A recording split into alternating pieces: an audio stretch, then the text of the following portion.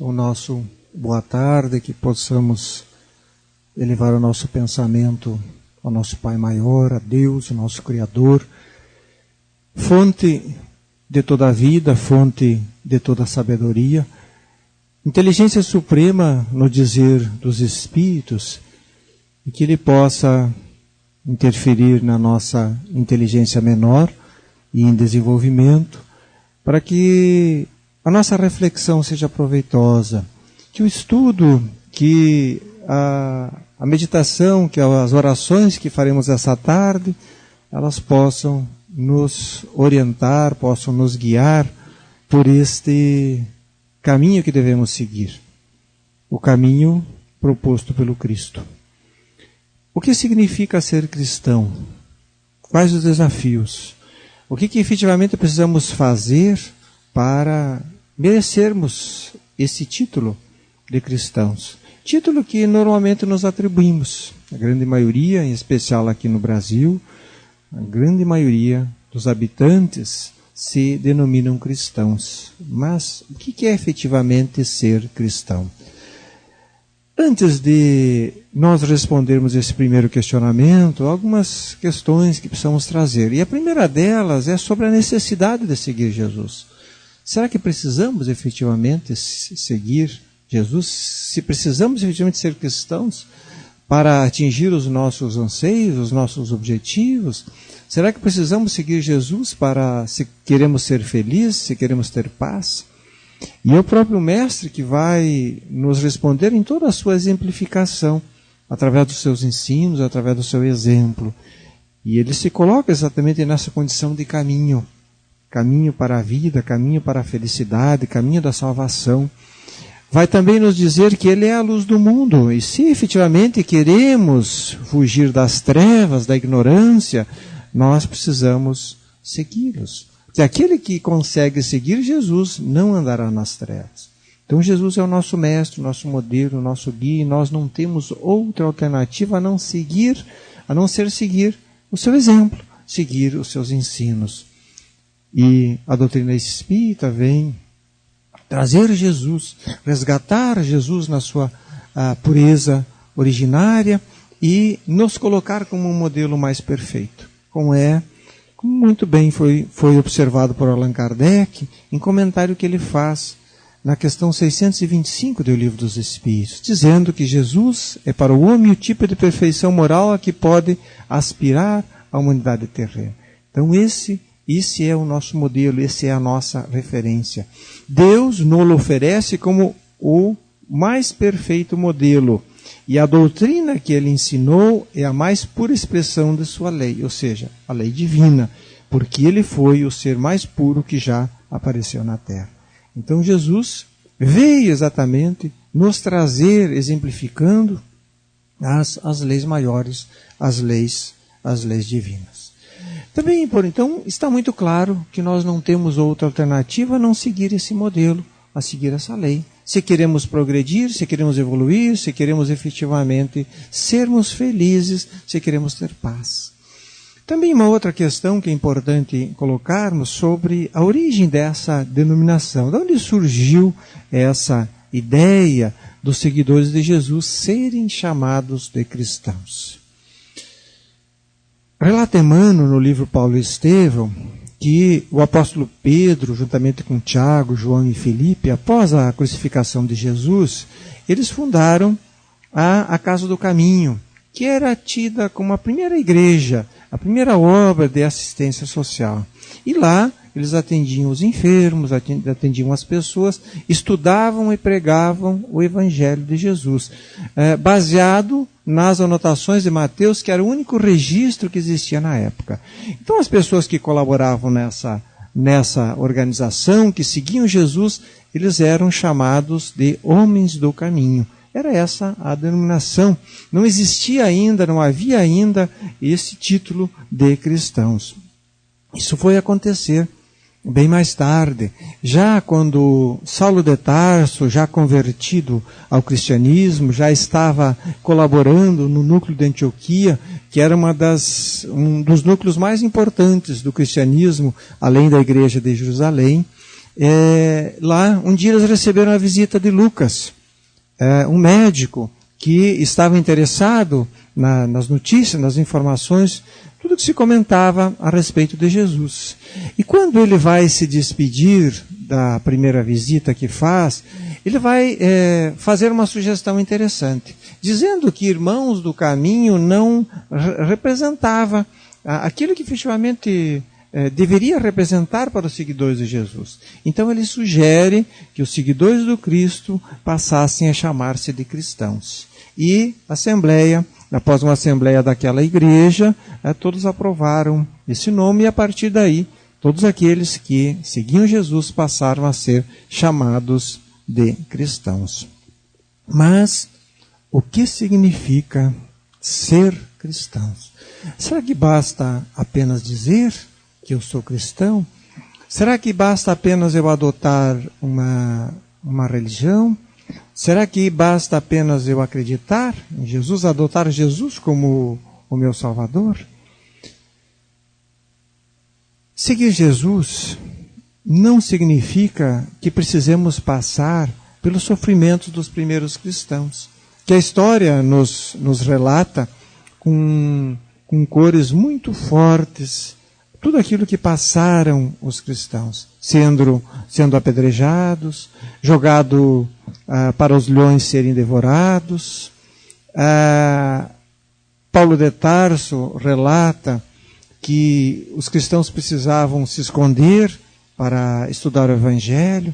Ele próprio, muitas vezes, no final da sua missão, precisou pregar nos cemitérios.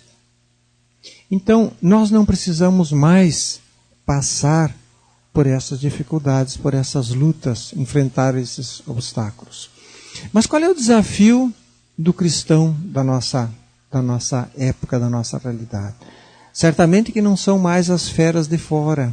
Não vamos mais enfrentar as feras de fora. Hoje nós estamos aqui, reunidos, de uma forma sem nenhum problema de ordem que vai ameaçar a nossa segurança física, pelo fato de estarmos reunidos em nome de Jesus. Mas os desafios maiores, eles não estão fora de nós. Hoje, os grandes desafios, eles estão dentro. As lutas, as feras que nós temos que domar, são as feras internas, que são representadas hoje pelos nossos vícios, pelas nossas imperfeições, pelo nosso orgulho, pelo nosso egoísmo, pelo comodismo, pela nossa acomodação, pelas facilidades, muitas vezes. São esses os desafios que o cristão moderno terá que superar, terá que vencer. Se perguntássemos a Jesus, assim como fez Saulo, quando Jesus veio ao seu encontro, num chamamento sagrado, divino, e ele pergunta: Senhor, o que queres que eu faça? E todo cristão deveria se perguntar, no dia a dia, nas nossas lutas, diante das dificuldades, diante das nossas dúvidas. E agora, o que eu preciso fazer? Perguntar a Jesus: Senhor, o que queres que eu faça? E certamente Jesus responderia da mesma forma que ele ensinou aos seus discípulos no momento em que ele se despedia desse mundo físico, numa derradeira instrução. Novo mandamento vos dou, que vos ameis uns aos outros como eu vos amei. Diferente do ensinamento anterior, que propunha amar ao próximo como a si mesmo, amar a Deus sobre todas as coisas. Mas era um modo diferente, especial de amar. Então essa é o desafio, essa é a proposta de Jesus para todos nós, para todos os cristãos. A proposta do amor. E a doutrina espírita, confirmando, buscando reviver o Evangelho de Jesus, na sua pureza originária, vem nos fazer um convite a viver o Evangelho. É o que está grafado lá na introdução do Evangelho segundo o Espiritismo, dizendo que as instruções que promanam dos Espíritos são verdadeiramente as vozes do céu que vêm esclarecer os homens e convidá-los à prática do Evangelho. Esse é a nossa destinação, o nosso desafio. Precisamos viver o Evangelho. Se efetivamente queremos ser cristãos, se queremos progredir, queremos a paz, nós precisamos viver. Tudo que fizermos e não praticando o Evangelho de Jesus terá pouco significado. Então, nós aos poucos vamos nos dando conta que ser cristão depende de algumas atitudes. Tem a ver com as nossas ações, com aquilo que nós fazemos, com aquilo que nós pensamos, com aquilo que nós sentimos. E como vimos, o desafio do cristão está no amor. O amar a Deus, o amar ao próximo e no amor a si mesmo.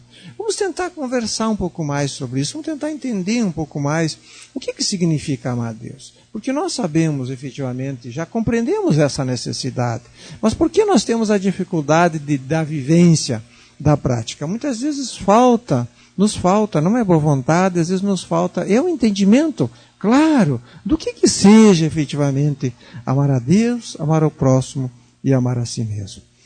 E na questão 649 do Livro dos Espíritos, nós vamos encontrar uma resposta interessante de como nós amamos a Deus. Na elevação do pensamento a Deus, pela adoração, o homem aproxima a sua alma de Deus.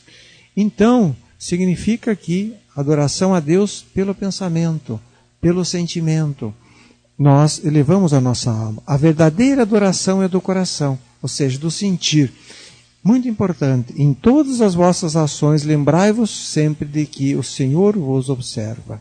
Então significa, amar a Deus é algo que tem que partir da nossa mente, do nosso coração, das nossas ações, nas nossas atitudes.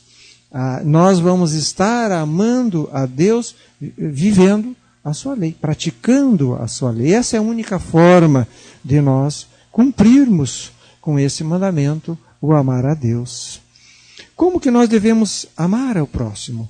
E também na questão 886 do Livro dos Espíritos, quando Allan Kardec pergunta qual o verdadeiro sentido da palavra caridade, como entendia Jesus, aqui nós vamos poder compreender o que significa amar o próximo. Amar no sentido de fazer o bem, no pensar, no sentir e no agir. Pensar no sentido da forma com que nós olhamos as pessoas, pensar com indulgência. O sentir no sentido do perdão das nossas ofensas. E o agir no sentido da benevolência. Vamos ampliar um pouco mais esse entendimento. O que significa a indulgência na prática? O que significa sermos indulgentes com o nosso semelhante? Indulgência nada mais é do que aprender com os erros dos outros, não julgar. Isso é ser indulgente. E o Evangelho, ele é muito claro.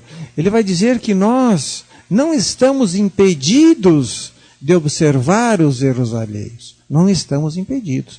Mas nós temos que fazer essa análise, ter esse olhar, mas com um objetivo útil. Desde que esse olhar ele tenha como exclusivo objetivo de não virmos a praticar esse erro, de aprender com os erros dos outros.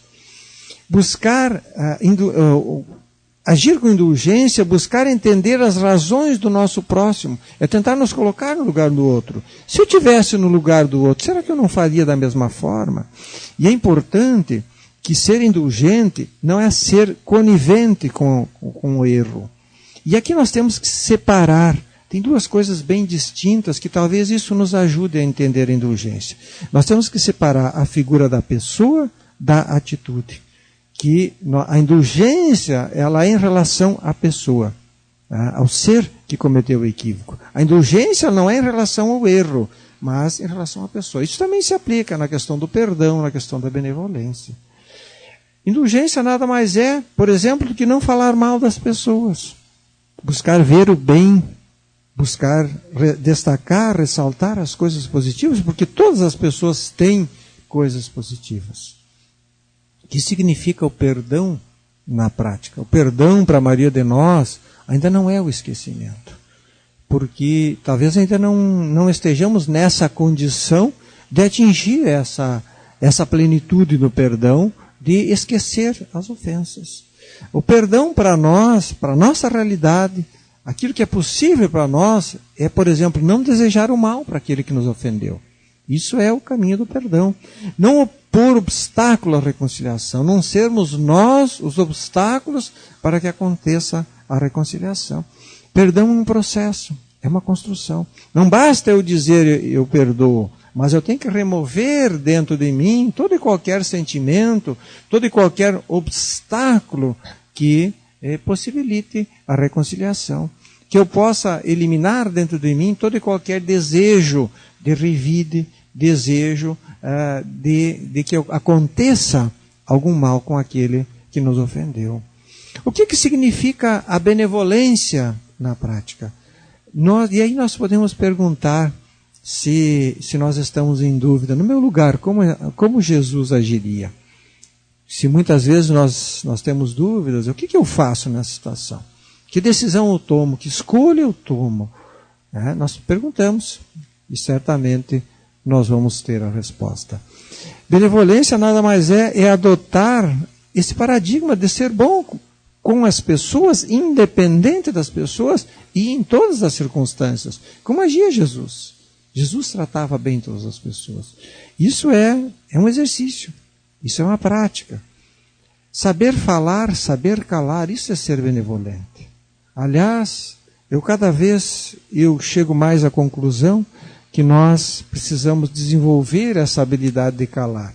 Quanto falar menos, ouvir mais, meditar mais, porque se analisarmos a nossa vida, nós vamos nos dar conta de que quantas vezes nós falamos o que não devíamos, e que muitas vezes nós falamos o que não devíamos. Então, a importância de nós meditarmos sobre isso, de sabermos escutar primeiro, de pensar primeiro antes de falar. Porque às vezes não é o que nós dissemos, mas é a forma que nós dissemos e o momento que nós dissemos. Então, às vezes nós falamos ainda com aquele sentimento de animosidade, embora estejamos falando com propriedade, falando uma verdade, essa verdade ela não é bem compreendida pela forma que nós estamos nos expressando. Benevolência nada mais é do que, conforme a proposta de Jesus, fazer ao outro tudo o que nós queríamos que o outro fizesse para nós. Então isso é ser benevolência. E aí nós estamos cumprindo aquele mandamento de amar ao nosso próximo. Amar nos pensamentos, amar nos sentimentos e o amor nas atitudes. Mas há uma outra questão fundamental e importante, talvez a principal, que está relacionado com a maneira com que nós agimos em relação a nós mesmos, que é o amar-se. Aquele que se ama, ele tem que cuidar de si. Ele tem cuidados com o corpo, sim, cuida da sua alma. Aquele que se ama, ele se esforça para ser uma pessoa melhor. Por que ele se esforça para ser uma pessoa melhor? Porque gradativamente nós vamos nos dando conta que quanto mais nós vamos evoluindo, progredindo, mais nós nos distanciamos da necessidade de enfrentar as provas, as expiações, as experiências dolorosas. Gradativamente nós nos damos conta que o sofrimento ele tem uma estreita relação com as nossas imperfeições. O sofrimento ele vem como um aprendizado para que possamos vencer em nós as imperfeições. E à medida que nós evoluímos, nós vamos deixando de ter necessidade de passar por essas experiências. Quem se ama, ele sabe valorizar a vida, sabe dar o verdadeiro significado dessa existência, valoriza o tempo que está aqui. É um tempo precioso, certamente para todos nós. Amar-se tem a ver também com o auto-perdão, no sentido de não ser conivente com o erro que nós praticamos, mas também não culpar-se, porque a culpa nos aprisiona no erro. E o sentido do erro para nós, ele tem que trazer uma lição, ele tem que trazer um aprendizado. No sentido de nós não errar mais, de fazer diferente, de fazer melhor. Essa é a proposta de Jesus, que sempre dizia para aqueles que ele surpreendia em erro, aqueles que ele curava, no sentido de vai e faça diferente, faça melhor. Busque não errar. Então, ser cristão, para atingirmos essa condição depende de treinamento, depende de prática, depende de vivência. Para aprender a perdoar, nós temos que praticar o perdão. Assim como se nós formos analisar todos os desafios que nós enfrentamos na vida material, por exemplo, desde o ato de caminhar, de escrever, de aprender a tocar um instrumento, nós só conseguimos aprender praticando, não há outra forma. Não basta ler, por exemplo, sobre a escrita que alguém vai aprender a escrever. Nós precisamos escrever. E assim também, relativamente às questões morais, nós precisamos viver, nós precisamos praticar. E à medida que nós vamos praticando, nós vamos nos habituando a agir assim. E vai chegar um momento que, naturalmente, nós seremos pessoas boas, pessoas calmas, pessoas pacíficas. Nós vamos perdoar, nós vamos agir com indulgência, com benevolência, de uma forma natural. Nós não precisamos mais nos esforçar. Mas enquanto não atingirmos esse patamar evolutivo, nós precisamos do esforço, do trabalho. Nós precisamos, para ser cristão, nós precisamos dar o exemplo. Essa é a grande missão nossa aqui na Terra. Além de buscar a nossa evolução, além de nos evangelizarmos, é também contribuirmos para a evangelização daqueles que vivem conosco, daqueles que trilham esse caminho conosco, através do exemplo, como Jesus fez. Jesus nos deixou o exemplo. E eu gostaria de dividir um ensinamento muito importante trazido por Emmanuel, onde ele conta a história de Paulo e Estevão, nesse romance psicografado pelo Chico Xavier. Que essa obra, ela nos leva lá, nos remete lá ao primeiro século do cristianismo. Se nós queremos entender efetivamente o desafio dos cristãos, ou tentar entender o cristianismo primitivo como Jesus nos trouxe, nós precisamos retornar lá ao início, como era efetivamente as reuniões dos cristãos, como que eles estudavam o Evangelho, como eram as pregações, como era o trabalho, como era a convivência entre os seguidores de Jesus. E há uma passagem muito interessante de Paulo que nós trazemos aqui para a nossa reflexão. Paulo, depois da conversão, daquele encontro com Jesus, ele ficou 3 anos no deserto estudando o Evangelho. Depois ele retorna a Jerusalém, e de Jerusalém ele vai a Tarso, a sua cidade natal, aonde ele vai se encontrar pela primeira vez com seu pai. Ele sabia que seria uma conversa difícil, porque o seu pai era radicado ao judaísmo de uma forma muito forte, muito radical mesmo. E aí o seu pai pediu que ele optasse entre ele e Jesus. E Saulo efetivamente escolheu Jesus. Sentindo-se abandonado, ele vai procurar uma caverna para adormecer. E assim que ele adormece, isso ele relata, assim que ele adormece, ele sentiu que como que saísse do corpo e fosse a uma região diferente. E isso ele relata lá na segunda carta que ele envia aos irmãos de Corinto, os coríntios, dizendo que conheço um homem em Cristo que há 14 anos foi arrebatado até o terceiro céu, dentro da visão dele. Hoje nós sabemos que ele foi numa dimensão espiritual superior. Se foi no corpo, não sei. Se fora do corpo, também não sei. Deus o sabe. E hoje a doutrina espírita vem nos dizer que ele nada mais fez do que sair do corpo físico. Em espírito ele foi ter essa vivência espiritual. E aí estava diante dele Estevão e Abigail. E vamos imaginar a cena. Nós sabemos que Saulo foi quem determinou o apedrejamento e a morte de Estevão.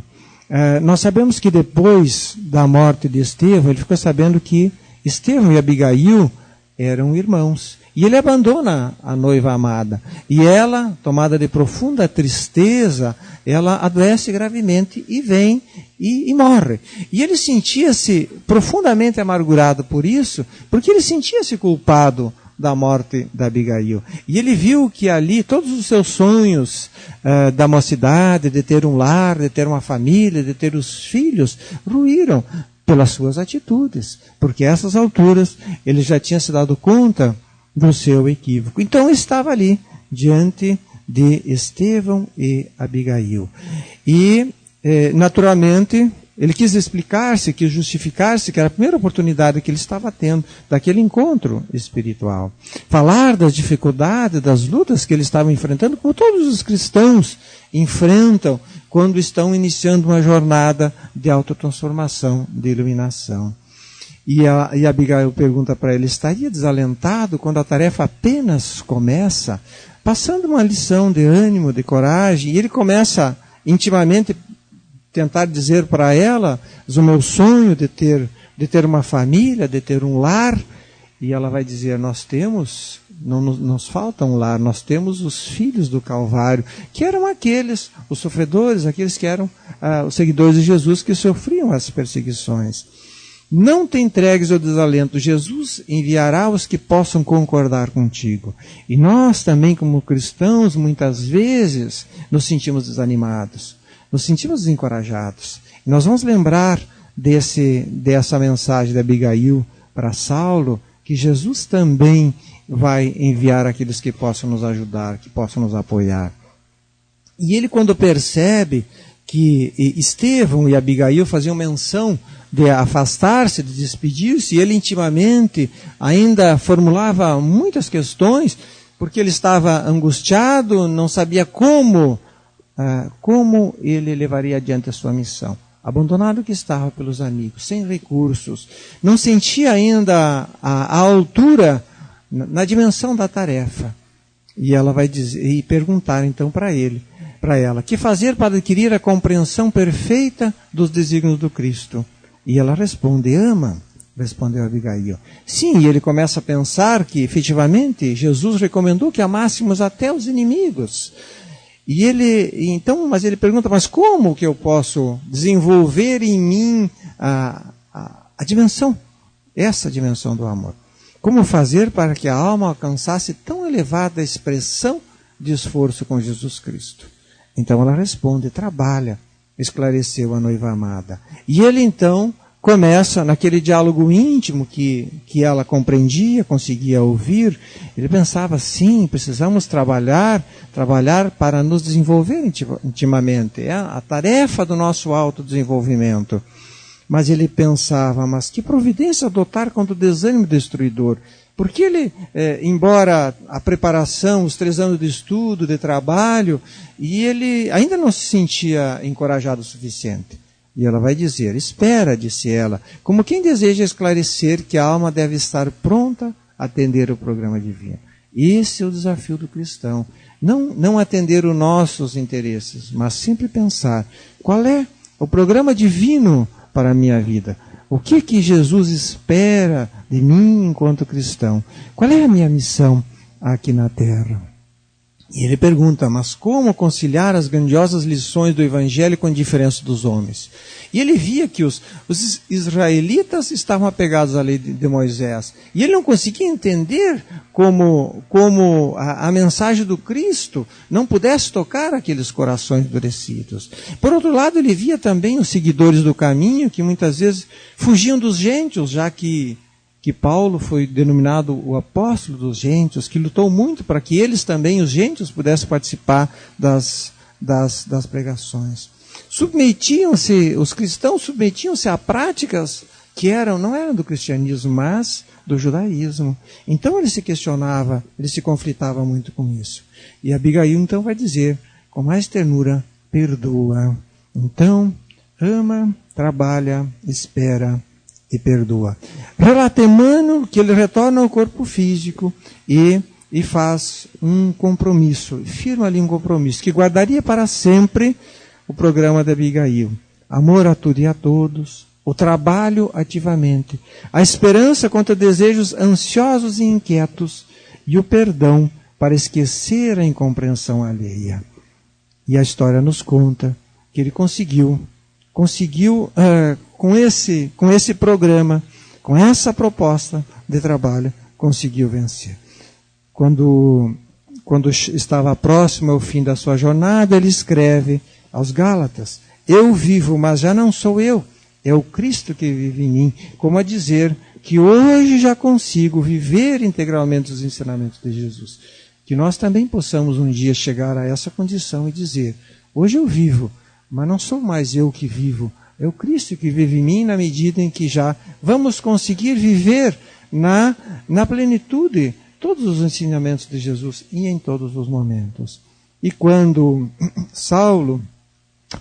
Paulo foi preso e foi levado em Roma, foi levado para os arredores da cidade, onde havia um cemitério, ele recebe então a notícia do soldado dizendo que, por sentença de César, por ordem do prefeito dos pretorianos, ele havia sido condenado à morte. Mas acontece um fato interessante, em que o soldado olhava aquela figura que, embora expressasse externamente uma extensa fragilidade, mas, por outro lado, Paulo apresentava uma coragem moral que era de impactar os corações mais endurecidos. E o soldado não tinha coragem de cumprir o seu ato. Então, Paulo vai dizer: cumpra o seu dever. Os discípulos de Jesus não temem os algozes que só lhe podem aniquilar o corpo material. Como a dizer, cumpra o seu dever, porque eu já cumpri o meu. E escreve Emmanuel, na introdução da obra, que o exemplo do grande convertido se faça mais claro em nossos corações, a fim de que cada discípulo possa entender quanto lhe compete trabalhar e sofrer por amor a Jesus Cristo. E quando nós falamos em sofrimento, não é o sofrimento físico, mas o sofrimento no sentido do enfrentamento dos nossas imperfeições. É o desafio de sair da acomodação. É o desafio de efetivamente trilhar a porta estreita conforme a proposta do Cristo. Do Cristo que continua a nos fazer o convite, a nos convidar, que muitas vezes fala ao nosso coração de muitas maneiras, como aconteceu com Saulo de Tarso, que Saulo de Tarso foi convidado por Jesus primeiro através da pregação de Estevão. Depois ele foi convidado pelo amor, através do sentimento nobre de Abigail. Também ele foi convidado pela sabedoria do seu mestre Gamaliel, e ele não escutou. Também Saulo também foi convidado por Jesus nas atitudes dos cristãos, que se submetiam aos extremos atos de violência com muita tranquilidade, com muita serenidade, que impactava na alma dos seus algozes.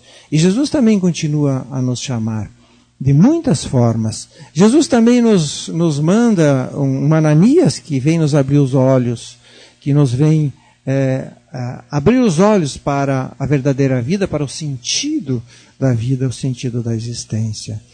E como escreve Emmanuel no livro Caminho, Verdade e Vida, que o Cristo não estabelece linhas divisórias entre o templo e a oficina. Toda a terra é seu altar de oração e o seu campo de trabalho.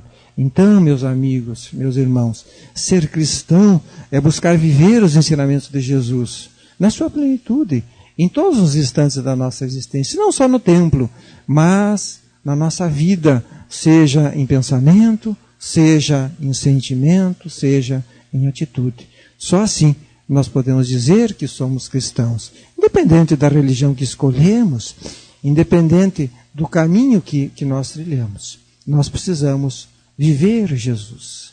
Que Deus, na sua infinita sabedoria, na sua infinita bondade, continue a iluminar o nosso caminho, iluminar a nossa mente, o nosso coração, para a gente possa buscar desenvolver em nós todas essas virtudes, todos esses sentimentos, para que possamos efetivamente um dia viver como Jesus, como Paulo, a plenitude da lei divina.